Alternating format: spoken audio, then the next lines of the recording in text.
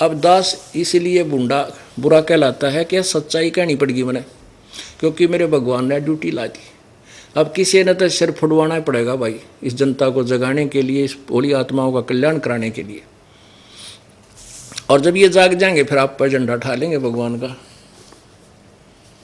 फिर ये आप पर होंगे ऊपर न मुँह करके, जो नकली आचार्य बने बैठे, गुरु बने बैठे हैं, इनकी दुकान बंद हो जाएंगी, ये छुपते फिरेंगे, किताब विदेश में जाकर बसेंगे, ढूंढे भी नहीं पाओगे। अपने अनुयायियों का सामना नहीं कर सकेंगे एक दिन, इतना ज्ञान युक्त कर दूंगा इन प्राणियों को। और ये इनकी रांद कटी, ये गैर संसार जा गया। बात ये डाल रहे, झूठ बोलता है, क्या जाने वो। अब मैं तो नहीं जानता, पर अपने सदग्रंथ तो अपने सामने है, इन्हें तो देख लो। पुण्यात्मा, ये सदग्रंथ जो हैं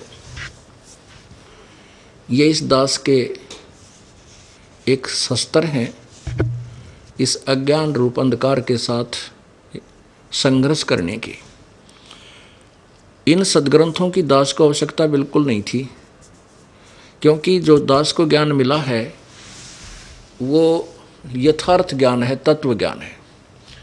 उस ज्ञान में कोई भी त्रुटि नहीं है। उस यथार्थ ज्ञान को, जो कबीर वाणी को, कबीर परमेश्वर द्वारा स्वयं दिए हुए पांचवें ज्ञान को, उस सच्चे ज्ञान को सच्चा ही सिद्ध करने के लिए इन सहयोगी सदग्रंथों का सहारा लेना पड़ता, जिसको आप जी सत्य मानते हैं। जब इन सदग्रंथों में वो सत्य मिल रहा है तो परमात्मा ने तो 600 वर्ष पहले ये वाणी पहले बोल दी थी, जब ये अज्ञानी विद्वान जो संस्कृत के ज्ञाता ये कहते थे कि कबीर तो अनपढ़ है, वो क्या जाने सदग्रंथों के बारे में। जबकि परमेश्वर ने अपने मुखारविंद से उच्चारित उस मुख्य ज्ञान में, उस मूल ज्ञान में, तत्व ज्ञान में ये सर्व ज्ञान पहले ही दिया हुआ था, जो दास आपको इन सदग्रंथों में आज दिखा रहा है।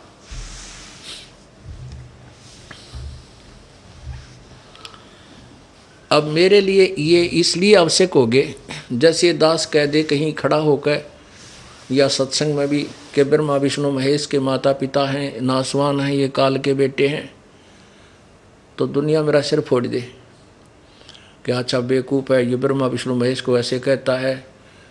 और गीता जी अध्याय नंबर 7 के श्लोक नंबर 12 से 15 में, 20 से 23 में स्पष्ट किया हुआ है कि ब्रह्मा विष्णु महेश, रजगुण ब्रह्मा, सतगुण विष्णु, तमगुण शिव जी की पूजा ये मूर्ख लोग करते हैं, बुद्धिहीन राक्षस स्वभाव को धारण किए मनुष्यों में नीच दुष्कर्म करने वाले मूर्ख, ये मेरी भक्ति भी ना करते। यानी काल कहता, ब्रह्म कहता है, मुझे भी ना बजते ब्रह्मा विष्णु महेश तक सीमित हो गए।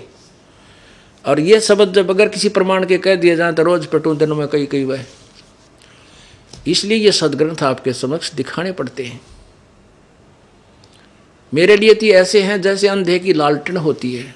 एक अंधा रास्ते में अंधेरे में जा रहा था, हाथ में लालटेन लिए था, आगे से बच्चे आ रहे थे उछल कूद मचाते हुए। उस अंधे ने आवाज़ लगाई, बेटा देखना मैं अंधा हूँ, देखना ध्यान से चलना मैं अंधा हूँ। वो बच्चे आकर के कहने लगे, बाबा क्या सचमुच तुम अंधे हो? हाँ कहाँ बेटा, मैं मुझे दिखाई नहीं देता।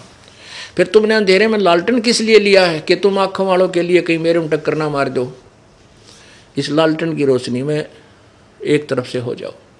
तो पुण्यात्माओं, ये सदग्रंथ दास की लालटेन है, ताकि ब्रह्मा विष्णु महेश के पुजारी मेरा सिर ना फोड़ दे, मेरे गिल ना टकरावें।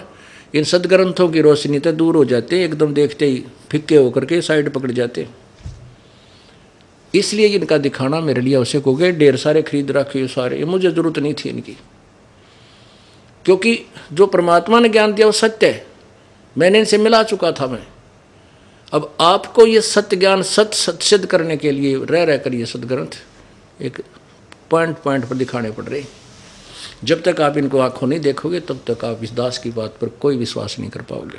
पुण्यात्माओं, प्रथम बार जो प्राणी इस सत्संग को सुनेगा वो ये सोचता है कि ये संत मेंटल दिखा है, ये क्या बेतुकी बातें कर रहा है, हमने कभी ऐसा सुना नहीं।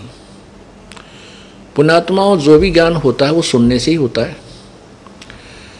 अपना जन्म पवित्र हिंदू धर्म में हुआ तो हमने हिंदू धर्म की जो लोकवेद था वो सुना, और उसको सुनते सुनते कान थक के बहरे हो गए, और हमने ब्रह्मा विष्णु महेश अजरो अमर है, सर्वशक्तिमान है, इनके कोई माता पिता नहीं, इनके ये सभी के ये सृष्टि करता है, हमारे कान पक चुके थे।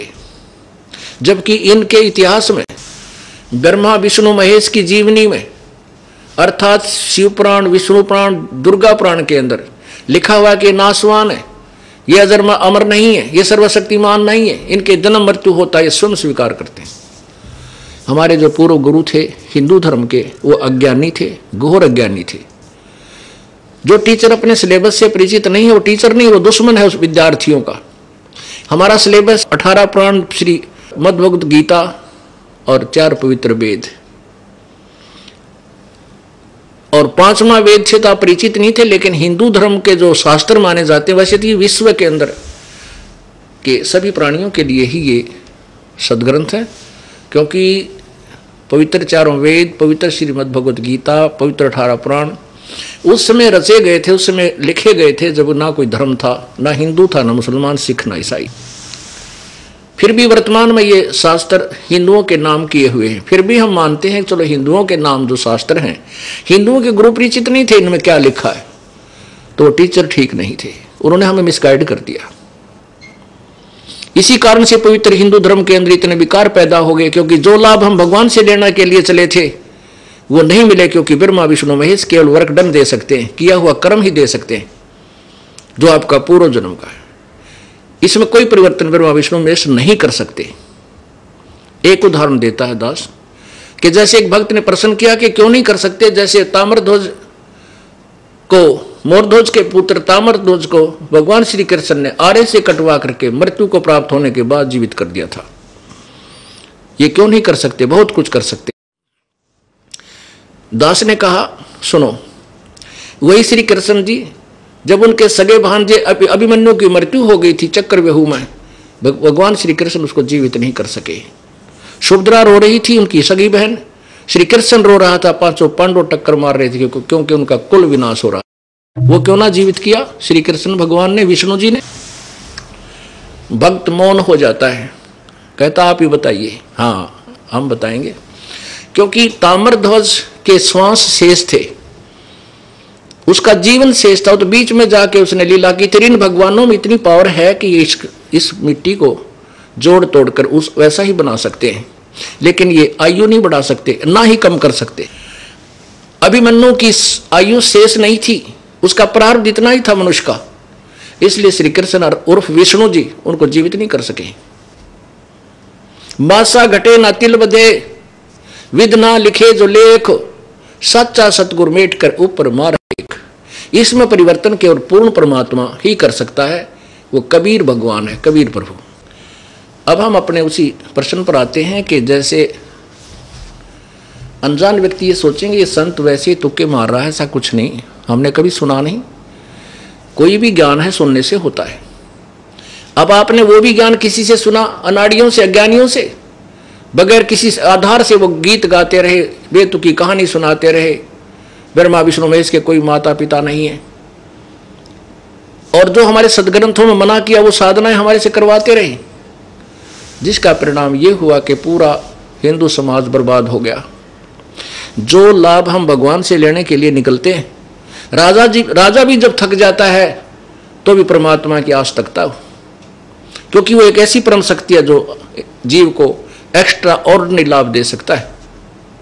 लेकिन वो परमात्मा कौन है, वो एक्स्ट्रा ऑर्डिनरी लाभ देता कैसे है, इसकी विधि का किसी को ज्ञान नहीं था। केवल एक परमात्मा कबीर जी के अतिरिक्त या उससे संपर्क में आए हुए 5-6 वो संत, उनके अतिरिक्त किसी को ज्ञान नहीं था। उन संतों की किसी ने सुनी नहीं, परमेश्वर की किसी ने सुनी नहीं, क्योंकि उस अज्ञान के अंदर इतने रंग चुके थे कि हम सुनना भी पसंद नहीं करते थे ब्रह्मा विष्णु महेश के विरुद्ध कोई भी बात।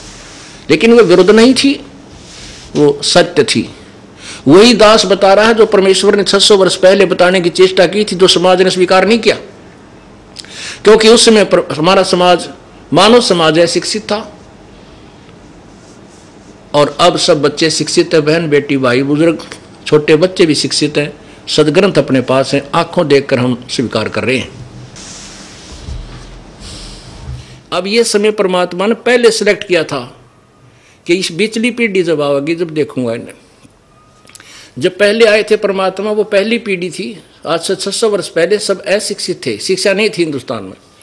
और अब ये बिल्कुल बीच की पीढ़ी है, अब सब शिक्षित है, बुद्धिमान है, अब ये ज्ञान पूरे विश्व में जाएगा, प्रभु ने पहले कहा हुआ है।